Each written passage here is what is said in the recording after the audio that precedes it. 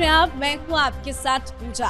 बिहार विधानसभा चुनाव के exit poll सामने आ चुके हैं और 16 सर्वे एजेंसियों ने साफ साफ कहा है कि इस बार एक बार फिर से बिहार में एनडीए की सरकार बन रही है। एनडीए को स्पष्ट बहुमत मिल रहा है। हालांकि जब से आंकड़े सामने आए हैं, एनडीए के नेताओं के अंदर जश्न का माहौल है। वो जीत का तो दावा पहले से ही कर रहे थे और उनका कहना है कि ये आंकड़े और ज्यादा बढ़ेंगे, लेकिन महागठबंधन में सन्नाटा पसरा हुआ है। आरजेडी की तरफ से पहली प्रतिक्रिया भी सामने आई है। आरजेडी का कहना है कि ये सारे एग्जिट पोल गलत साबित होंगे।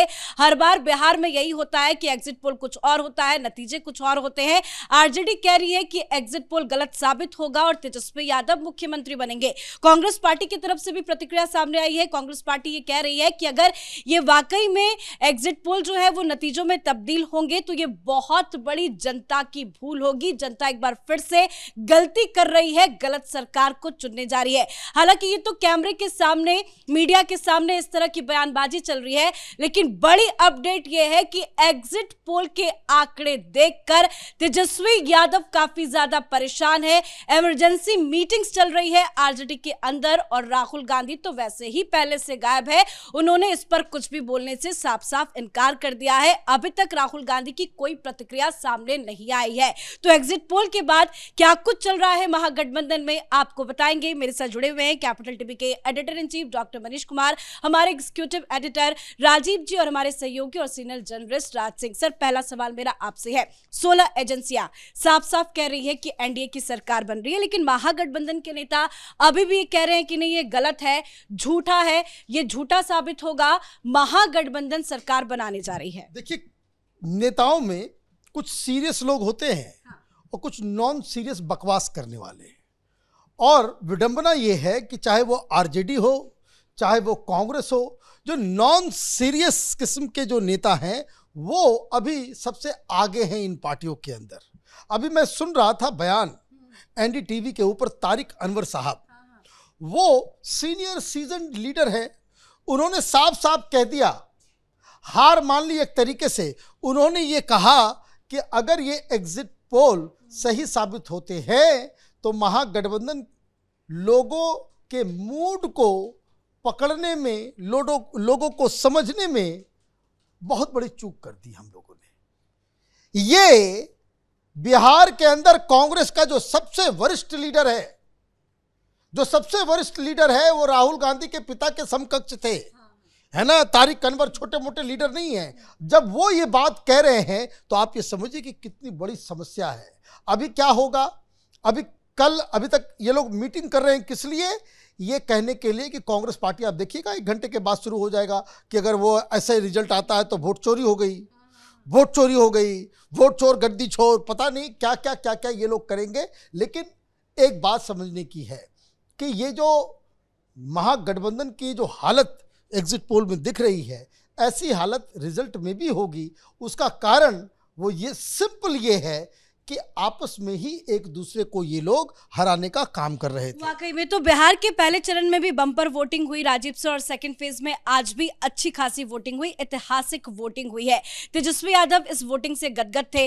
वोटिंग परसेंटेज को लेकर कह रहे थे कि बिहार ने अब मूड बना लिया है, महागठबंधन की सरकार बन रही है। और आरजेडी के तो तमाम नेता ये कह रहे थे कि 3 तारीख को तेजस्वी सीएम भी बनने जा रहे हैं। अब एग्जिट पोल सामने आ चुका है। तेजस्वी यादव क्या खेल कर रहे हैं, क्या कुछ चल रहा है? देखिए, तेजस्वी यादव आधा सच आधा झूठ बोल रहे हैं, क्योंकि जब आप बात करते हैं तो कभी कभी आपके जुबान पर सरस्वती सवार होती है। तेजस्वी यादव कह रहे थे बिहार की जनता ने मूड बना लिया है। ये सही बात थी, और मूड बना लिया था बिहार की जनता ने कि नीतीश कुमार को फिर से चीफ मिनिस्टर बनाएंगे। भारतीय जनता पार्टी सबसे बड़ी पार्टी होगी और इस बार भारतीय जनता पार्टी और जनता दल यूनाइटेड की सरकार पिछली सरकार की तरह नहीं रहेगी कि आंकड़े ऐसे फ्लिप फ्लॉप में हो कि अगर 10 विधायक नाराज हो गए तो सरकार गिरने की संभावना बढ़ जाएगी। इस बार जनता का मूड स्पष्ट था कि हम इतनी मजबूत सरकार देंगे कि बिहार में कोई फैसला लेने से पहले यह सोचने की जरूरत इन लोगों को न पड़े कि देखो, अगर इस फैसले से इस कम्युनिटी के 5 लीडर नाराज हो जाए, नीतीश कुमार से इस बात के लिए दबाव रहे कि वक्फ बोर्ड पर आपने अगर मोदी सरकार का साथ दिया तो मुस्लिम लीडर नाराज हो जाएंगे, और उसके बाद 10 विधायक इधर से उधर हुआ तो फिर उसके साथ आपकी सरकार अनस्टेबल हो जाएगी। इस मूड में नहीं थी, इसलिए तेजस्वी यादव आधी बात कर रहे थे कि नहीं ये सही है, जनता ने मूड बना लिया है, लेकिन मुख्यमंत्री किसे बनाना है ये भी जनता ने मूड बना लिया था। अब ये एग्जिट पोल के नतीजों पर, एग्जिट पोल में सामने आया, तेजस्वी यादव वही अधूरी बातें कर रहे हैं कि ये एग्जिट पोल के आंकड़े सही नहीं है, ये फेल होंगे। अब संभावना तो इसी बात की है कि ये फेल होना चाहिए या हो सकता है, जैसा कि सारे एनालिसिस करने वाले लोग ये कह रहे हैं। आंकड़े तो सामने आए हैं, लेकिन पूरी तरह से विश्वास नहीं है कि ये आंकड़े उतने ही होंगे, ये आंकड़े और बढ़ सकते हैं।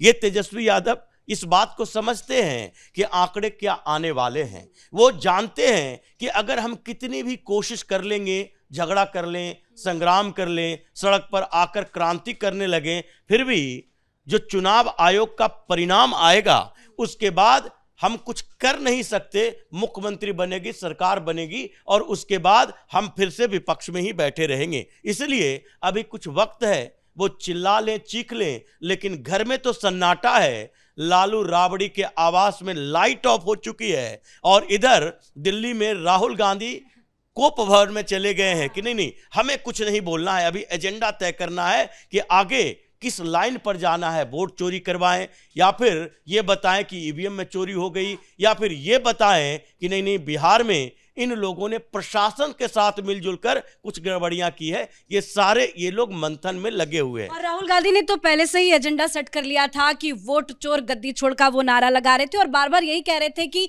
जिस तरह से महाराष्ट्र में हुआ, हरियाणा में हुआ, बिहार में भी वोटों की चोरी हो रही है। तो राहुल गांधी के पास तो मुद्दा सेट है, लेकिन तेजस्वी यादव जो मुख्यमंत्री बनने का सपना देख रहे थे वो अब क्या करेंगे? क्योंकि एक बार फिर से इतनी बुरी हार तेजस्वी की होती है तो उनके राजनीतिक करियर पर भी तो एक बहुत बड़ा सवाल खड़ा हो जाएगा। बिल्कुल, तेजस्वी का राजनीतिक करियर, अगर ये चुनाव वो हारते हैं, जो हारते वो दिख रहे हैं, तो उस पर तो बड़ा प्रश्न चिन्ह हो गए। लेकिन उससे पहले मैं आपको बताऊं, तेजस्वी ने कहा कि ये एग्जिट पोल जो है वो गलत साबित होंगे। ये कहा उन्होंने, तो राहुल गांधी को गलत साबित कर रहे हैं ना। अभी जो राहुल गांधी ने हाइड्रोजन बम फोड़ा तो उसमें क्या कहा कि भाई हरियाणा में सारे एग्जिट पोल कह रहे थे कि हम जीतेंगे, हम कैसे हार गए। तो पहले तो ये डिसाइड कर लें कि एग्जिट पोल सही होता है कि गलत है। ऐसा तो होगा नहीं कि जब आपको सूट करता है तो वो ठीक है और सूट नहीं करता है तो वो गलत होगा। तो ये तो पहले वो राहुल गांधी को ही टारगेट कर रहे हैं। दूसरे एक बात समझिए, अगर ये चुनाव हारती हैं, राजद जो हारती हुई दिख रही है, तो पहले तो तेजस्वी का भविष्य अंधकार में होगा, क्योंकि उनके खिलाफ बहुत बड़ा विद्रोह होने वाला है। ये विद्रोह पार्टी में भी होगा, वो लगातार चुनाव हार रहे हैं, अपने दम पे कोई चुनाव नहीं जीते हैं, और परिवार के अंदर भी उनका काफ़ी विरोध है, चाहे वो मीसा भारती हो, रोहिणी हो, और तेज प्रताप तो है ही उधर तैयार है कि गलती करे और हम जाएं वहाँ पे। तो एक चीज़ तो ये है। दूसरे इसका असर ये भी पड़ेगा, महागठबंधन में असर दिख रहा है। एक मैं बताऊं आपको, चैनपुर एक विधानसभा है जहां पे क्या हुआ है कि वहां पे राजद का भी कैंडिडेट था, वीआईपी का भी कैंडिडेट था, और इन लोगों ने क्या किया, तेजस्वी सभा में जाते हैं, बगल की एक सभा में, और चैनपुर से जो राजद का कैंडिडेट है उसको वो माला पहना देते हैं, जबकि वहां पे ऑफिशियल कैंडिडेट वहां पे वीआईपी का है।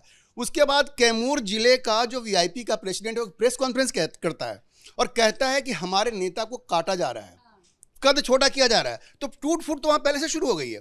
और ये जैसे ही, अभी देखिए, तो एग्जिट पोल आया, जैसे ही चुनाव परिणाम आएंगे आप देखिएगा किस तरह की गाली गलौच मस्ती है महागठबंधन के अंदर। ये एक दूसरे को छोड़ेंगे नहीं, और तेजस्वी का करियर तो आप मान के चलिए कि चुनाव हारते हैं तो बिल्कुल नीचे जाने वाला है। बिल्कुल। मनीष सर, राज सर ने जिसका जिक्र किया कि अब आरजेडी में और ज्यादा विद्रोह होगा, और हमेशा हम देखते हैं कि कोई भी अगर पार्टी जीतती है तो जो भी जीते हुए विधायक होते हैं वो जीती हुई सरकार के साथ चले जाते हैं, या उनको अंदेशा भी लगता है कि नतीजे ऐसे होंगे तो वो पहले से ही विद्रोही तेवर दिखाने लगते हैं। क्या अब नतीजों के बाद आरजेडी में एक बड़ा विस्फोट आपको नजर आ रहा है? देखिए, विस्फोट इसलिए भी होगा क्योंकि जो जानकारी मिल रही है कि क्यों आपस में ये लोग लड़ रहे थे, जिस तरीके से तेज प्रताप ने पार्टी छोड़ के अपनी अलग पार्टी बनाई, उसके पीछे की कहानी ये आम बात है कि वहां पे तेजस्वी यादव के नाम पे टिकट को बेचा जा रहा था।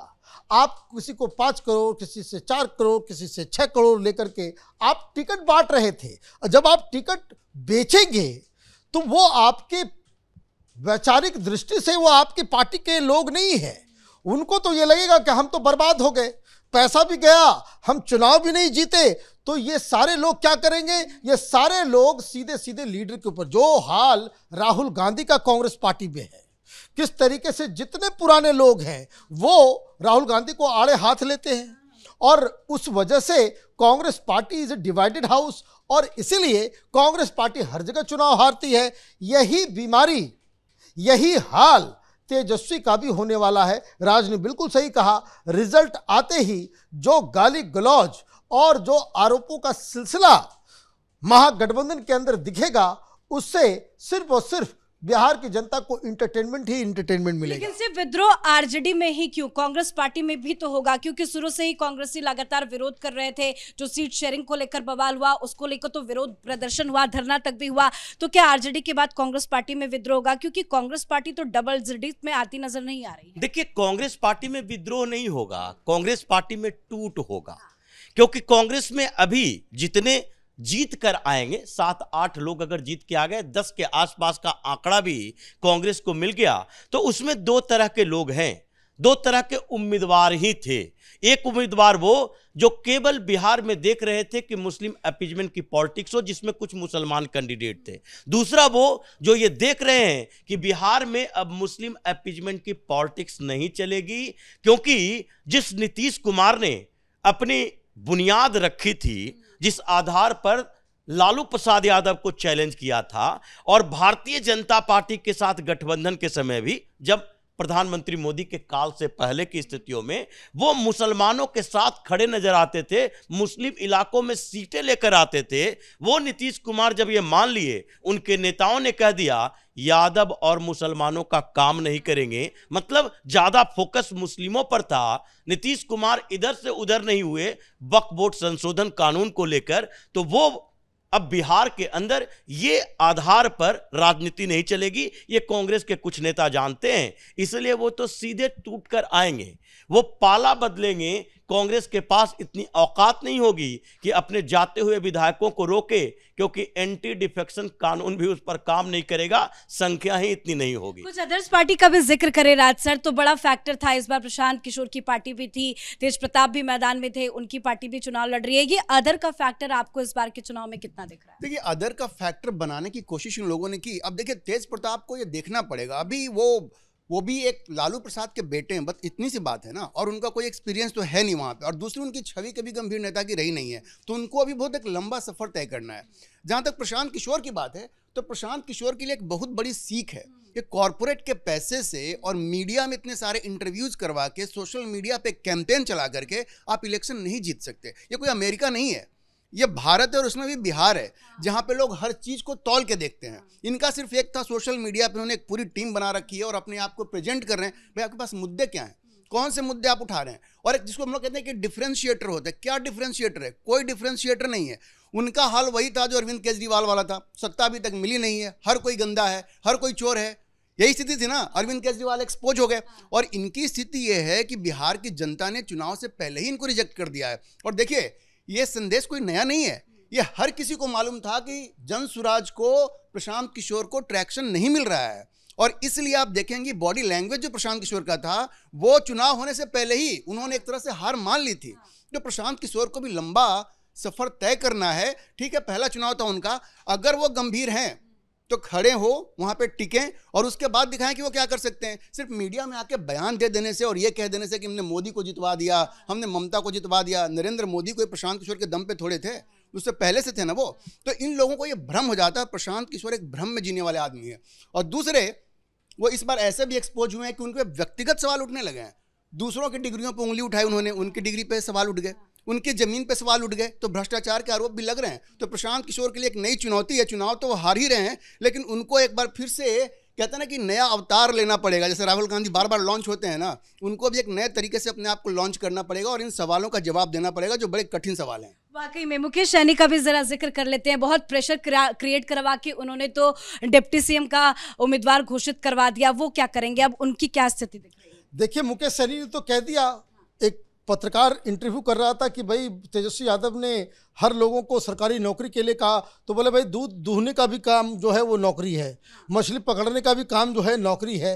तो बेसिकली आप देखिए कि सबसे बड़ा धोखा मुकेश सहनी के साथ हुआ है कि आपने उसको ऐसा लास्ट मोमेंट तक फंसा के रखा, और इस बात का रियलाइजेशन मुकेश सहनी को बहुत अच्छी तरीके से है कि तेजस्वी यादव ने उनके साथ बहुत बड़ा धोखा किया है। तो पहला जो मेरा अपना गेस है कि चुनाव के रिजल्ट के बाद अगर महागठबंधन की हार होती है तो पहला हमला जो है वो मुकेश सहनी ही तेजस्वी यादव के ऊपर करेंगे। धन्यवाद सर आप तीनों का जुड़ने के लिए, बातचीत करने के लिए। तो रणनीति तो फेल हुई है महागठबंधन के अंदर, एकजुटता तो बिल्कुल नजर नहीं आई, एक जॉइंट कोई मुद्दा नहीं बन पाया, जिस वजह से आज महागठबंधन की ये स्थिति नजर आ रही है। 16 से ज्यादा एग्जिट पोल सामने आए हैं और तमाम एग्जिट पोल एक सुर में यही कह रहे हैं कि एक बार फिर से बिहार में एनडीए की सरकार बन रही है और महागठबंधन को बहुत बड़ा झटका लग रहा है। और एग्जिट पोल के आंकड़े देखकर तेजस्वी यादव, राहुल गांधी वाकई में बड़े परेशान है। इस बड़ी खबर में मेरे साथ फिलहाल इतना ही। देखते रहिए कैपिटल टीवी। नमस्कार।